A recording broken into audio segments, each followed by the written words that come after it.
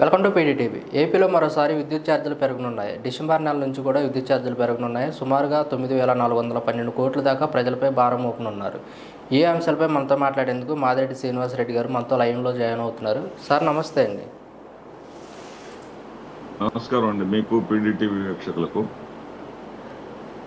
ఇప్పుడు ఏదైతే ఉందో చంద్రబాబు నాయుడు గారు అధికారంలో లేనప్పుడు ఒక మాట చెప్తాడు, అధికారంలోకి వచ్చిన తర్వాత ఒక తీరుగా ప్రవర్తిస్తాడు. ఇది రాష్ట్ర ప్రజలకు కొత్త ఏం కాదు, రాష్ట్ర ప్రజలకు కూడా అలవాటైపోయింది అతని విధానం. గతంలో విద్యుత్ ఛార్జీలు పెంపుదల మీద ఆందోళన చేస్తున్నటువంటి ప్రజలను, ఆందోళనకారులను తుపాకీలతోటి కాల్చినటువంటి రక్త చరిత్ర చంద్రబాబు నాయుడు గారు.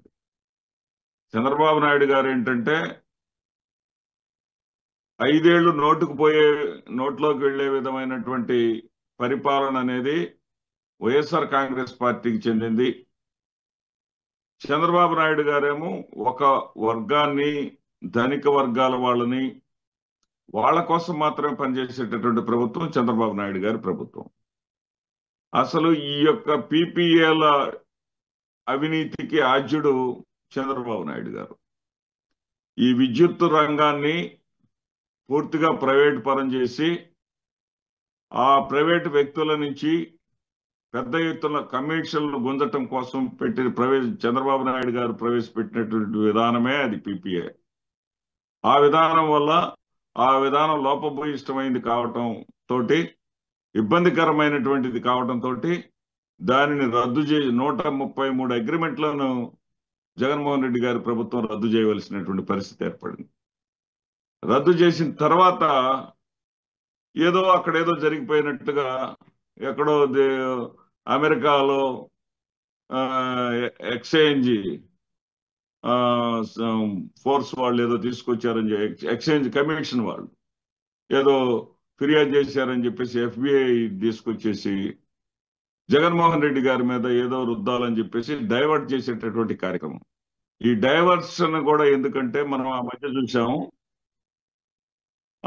మధ్య ఒక విషయాన్ని చూసాం. ఏంటంటే వీళ్ళకి సంబంధించినటువంటి నెయ్యికి రేటు పెంచుకోవటం కోసం తిరుమల లడ్డు వివాదాన్ని సృష్టించారు. అదేవిధంగా వీళ్ళకి సంబంధించి కొత్త ఒప్పందాలు చేసుకోవడానికి విద్యుత్ రంగంలో ఏదైతే చంద్రబాబు నాయుడు గారిని బలంగా సపోర్ట్ చేసేటటువంటి, మోసేటటువంటి మీడియా ఉందో, ఆ మీడియా వాళ్ళకు కూడా పవర్ ప్రాజెక్టులు ఉన్నాయి. ఆ పవర్ ప్రాజెక్టులను వాళ్ళకు అప్పచెప్పటం కోసం ఆంధ్రప్రదేశ్ రాష్ట్ర ప్రజల నోట్లో మట్టి కొట్టడం కోసం చంద్రబాబు నాయుడు ఎత్తుకున్నటువంటి వివాదమే తప్ప ఇది చంద్రబాబు నాయుడు గారి ప్రభుత్వం అధికారంలోకి వచ్చినటువంటి ఈ 5 నెలల్లోనే 7,000 కోట్ల రూపాయల భారం ఇప్పుడు ప్రజల మీద మోపారు. ఆ 7,000 కోట్లు కాకుండా మరో 9,000 కోట్ల రూపాయలు ప్రజల మీద భారం వేయడానికి ప్రణాళికలు సిద్ధం చేశారు. ఖచ్చితంగా ప్రజల్లో తిరుగుబాటు వస్తుంది.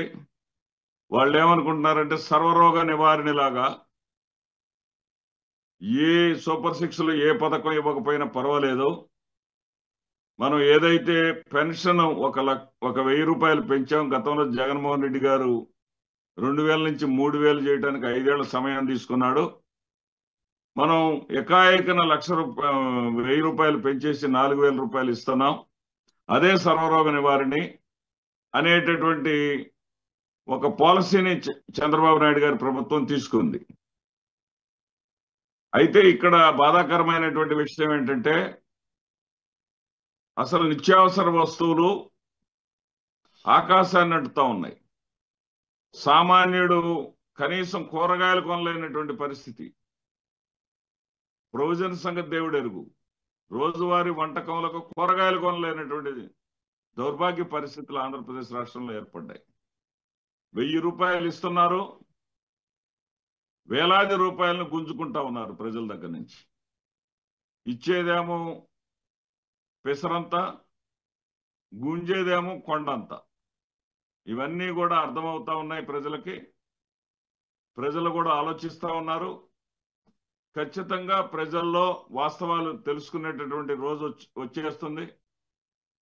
జగన్మోహన్ రెడ్డి గారు ఈ రాష్ట్రానికి సంబంధించినటువంటి సంపదని సృష్టించడం కోసం నెలకి సంవత్సరానికి 4,400 కోట్ల రూపాయల చొప్పున 20 ఏళ్ల పాటు సుమారుగా 1,00,000 కోట్ల రూపాయలను ప్రభుత్వానికి ఆదాయం అంటే ప్రజల ఆదాయాన్ని పెంచే పరిస్థితి ఆయన తీసుకొస్తే దాన్ని మొత్తం కూడా కాదని తనకు నచ్చినటువంటి వర్గం వారికి, తన ధనిక వర్గం వారికి దోచిపెట్టాలనేటటువంటి విధానాలను చంద్రబాబు నాయుడు ఎంచుకున్నారు. త్వరలోనే దీనికి చర్మగీతం పాడతారు. ప్రజలందరూ కూడా ఇప్పుడిప్పుడే రోడ్ల మీదకి ప్రజలు వచ్చేటటువంటి పరిస్థితి కూడా త్వరలో రాబోతా ఉంది. ప్రజాభిప్రాయం తెలుసుకోకుండానే ఈ ఛార్జీలు పెంచడం ఎంతవరకు కరెక్ట్ అంటారు సార్? ప్రజాభిప్రాయము అదే నేను ఇప్పుడు మీకు చెప్పింది. ప్రజాభిప్రాయం అనే దానితో వాళ్ళకి సంబంధం లేదు. వాళ్ళు పట్టించుకోవట్లేదు. వాళ్ళు ఏమనుకుంటున్నారంటే పెన్షన్ 1000 రూపాయలు పెంచాం, 4,000 రూపాయలు పెన్షన్ ఇస్తున్నాం, అదే సర్వరోగ నివారణ అనుకుంటున్నారు. ప్రజలలో ఏదైతే ధరలు పెరిగిపోయి మరి 1 రూపాయి ఇచ్చి 10 పైసలు ఇచ్చి 90 పైసలు గుంజేటటువంటి విధానం ఏదైతే ఉందో ప్రజలకి ఇప్పటికే అర్థమైపోయింది. ప్రజల అభిప్రాయం సేకరిస్తామని చెప్పేసి అంటారు, ఏది అడిగినా ప్రజలను అడిగే చేస్తామని చెప్పేసి అంటారు. ప్రజలకు తెలియకుండా ప్రజల నెత్తిన మోయలేని భారాన్ని మోపుతూ ఉండేటటువంటి విధానాన్ని ప్రజలు గమనిస్తా ఉన్నారు. ప్రజా సంఘాలు కూడా ప్రజల దృష్టికి తీసుకెళ్తా ఉన్నాయి. ఒక రకంగా కమ్యూనిస్టు పార్టీలు కూడా గతంలో చంద్రబాబు నాయుడు గారు ఏం చేసినా సరే మౌనం వహించేటటువంటి కమ్యూనిస్టు పార్టీలు కూడా ప్రజలకు అన్యాయం జరుగుతుందనేటటువంటి విషయం మీద వాళ్ళు ఇప్పుడిప్పుడే కథలకు వస్తూ ఉంది. వారు ఇంకాస్త ప్రజల మధ్యకు రావాల్సినటువంటి అవసరం ఉందని చెప్పేసి నేను ఈ సందర్భంగా వారికి కూడా మీ ద్వారా విజ్ఞప్తి చేస్తా ఉన్నా. Thank you so much sir. మీ అమూల్యమైన సమయాన్ని మాతో కేటాయించినందుకు ధన్యవాదాలు సార్.